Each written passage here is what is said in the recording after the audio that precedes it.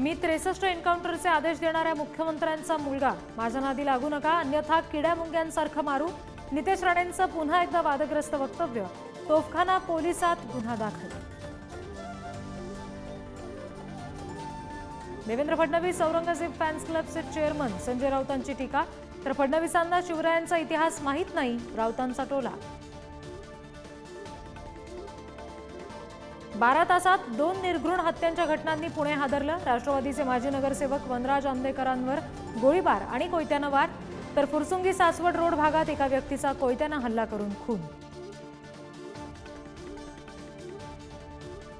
बदलापूर आंदोलन प्रकरणात पत्रकारांवरही गुन्हे दाखल, पत्रकार श्रद्धा ठोंबरेंना गुन्हे शाखेची नोटीस, पोलिसांच्या कारभारावर प्रश्नचिन्ह उपस्थित।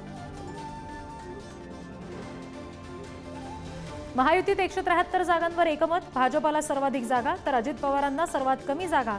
शिंदे फडणवीस अजित पवार यांची नागपुरातल्या बैठकीत चर्चा झाल्याची माहिती।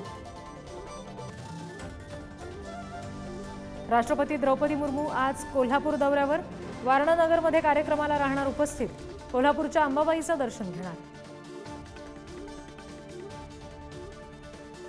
मुंबईच्या लालबागमध्ये बेस्टची वाहनांसह 9 जणांना धडक, मध्यधुंद प्रवाशासोबत वाद झाल्यानं चालकाचं नियंत्रण सुटलं, कारवाई करण्याची सुप्रिया सुळेंची मागणी। अजित पवारांची जनसन्मान यात्रा बारामतीत, बालेकिल्ल्यात अजित पवारांचं जोरदार शक्ती प्रदर्शन। मराठवाड्यात पावसाचा हाहाकार, हिंगोली, नांदेड, परभणी, बीड जिल्ह्यामध्ये मुसळधार, नदी नाले तुडुंब, अनेक भागात जनजीवन विस्कळीत। ग्रामीण भागामध्ये बैलपोळा सणाचा उत्साह, लाडक्या सर्जाराजाला सजवण्यासाठी शेतकऱ्यांची लगबग, बाजारपेठा सुद्धा फुलल्या।